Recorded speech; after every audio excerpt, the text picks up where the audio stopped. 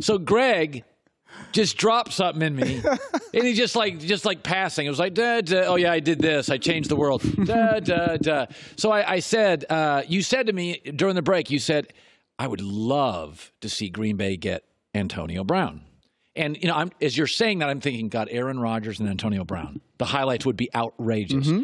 And I said to you casually, oh, do you know Antonio? And you're like, yeah. I'm like, how good? And you're like, oh, I just talked to him for 2.5 hours the other day.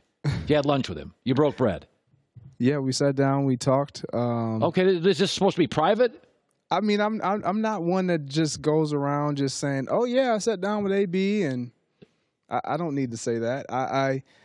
I respect him enough to know how players like to be treated. Okay, so let me ask you. I'm not going to try to put you in the crosshairs, but does he feel? What was the crux of his biggest? What was his biggest dilemma there? Why the frustration? Is there one thing?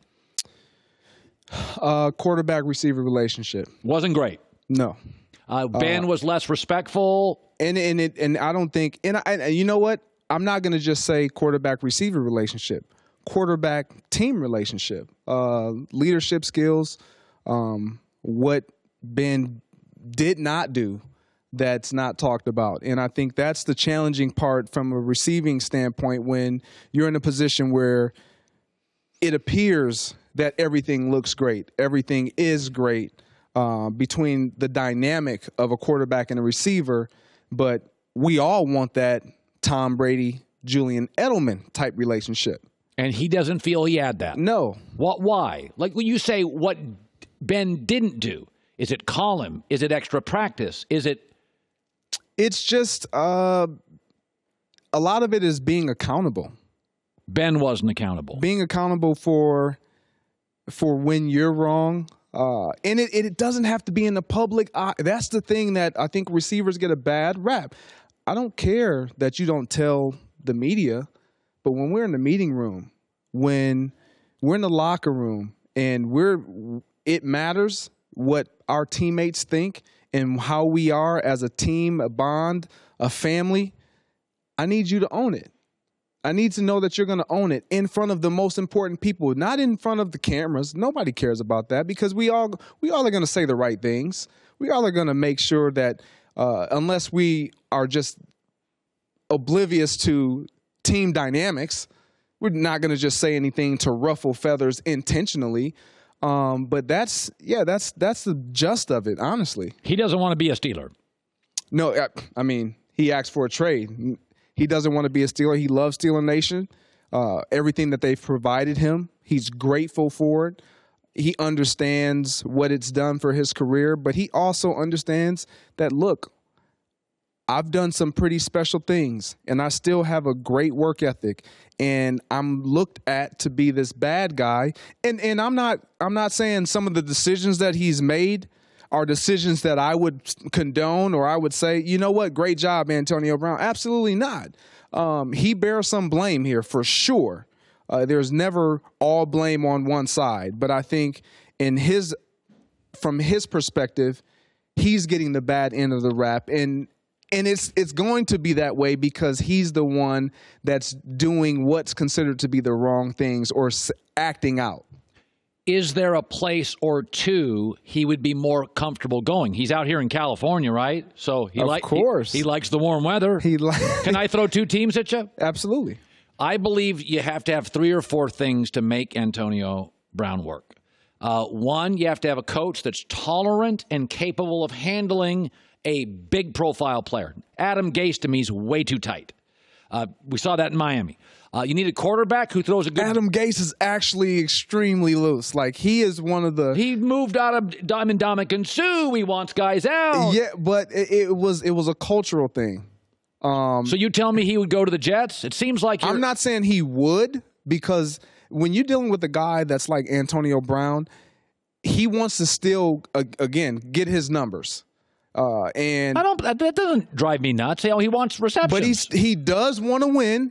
He does want to win, and I think to the point I believe you were going to is like out here you got Jimmy Garoppolo, who he believes in, but you have Kyle Shanahan.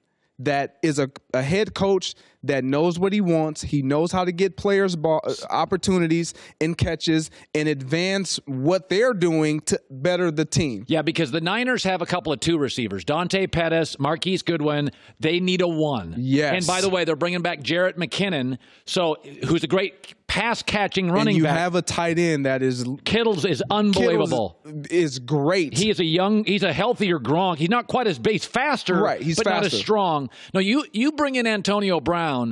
Wow. Who's the other team you were going to throw at me? Well, I didn't even take San Francisco. Okay. Because I worry about Shanahan can be, and like Mike, he's got a worldview, and if your worldview isn't his, I think the Eagles and the Rams, I think they're used to big names. They have good deep ball quarterbacks. They have incredibly tolerant, player-friendly coaches. They have a locker room. I mean, Michael Bennett goes to the Eagles, not an issue. You know what? I never thought about the Eagles. Honestly, I never thought about the Eagles. And they need a perimeter go-to guy. They do. I like even better than that. Honestly, probably my number one choice. If I were Antonio, but I would love to see him and Andrew Luck in Indianapolis. Oh, I don't think they do that. I don't think they would, but I would love to see that dynamic. By the way, what do you make of Kyler Murray's agent called GMs that don't get his quarterback dinosaurs and losers? Look, this is an agent that obviously doesn't get it. I don't see how you make this statement on top of the statement that your client just released to all NFL decision makers that I'm fully committed to football and I'm willing to prove to all decision makers that I am the franchise quarterback. Like, he just said, I'm willing to prove this to all decision makers. And then on top of that, my agent then comes out and says, these dinosaur decision makers basically in the NFL. You just made something worse for a client that he understands he's 5'9". He knows what he's getting into. But as a player, he also understands it only takes one team to like me. It only takes one team to buy in. Look at Baker Mayfield. The guy came from the same situation.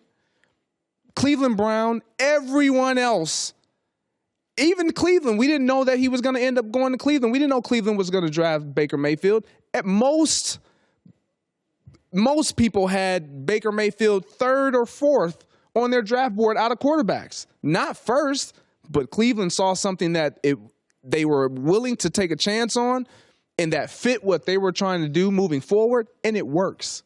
That's all Kyler Murray needs. So for an agent to come out and say that, he doesn't make anything better by saying this. Yeah, remember Drew Rosenhaus when he was young?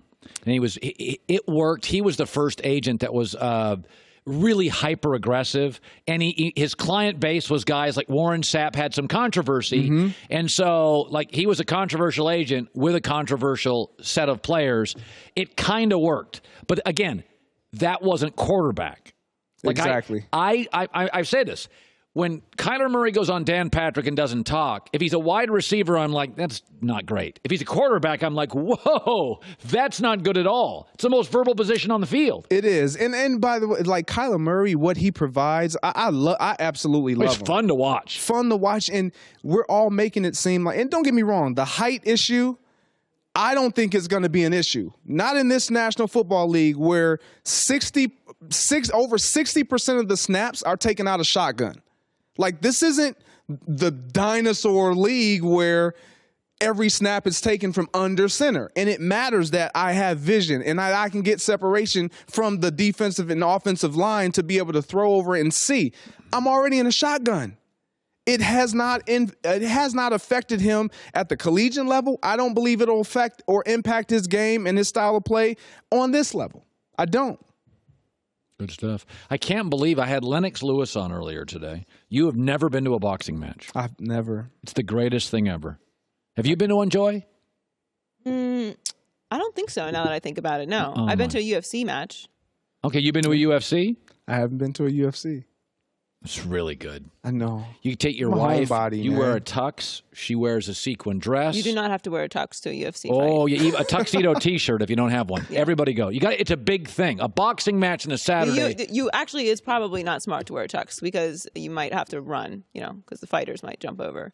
Well, come on. Let's be nice to the UFC. Be quick. All right, Greg Jennings, good seeing you. Hi, everybody. Thanks for watching. Subscribe here to get the latest from the show. Also, be sure to check out more of the best clips from The Herd or go watch a few segments from other shows on FS1.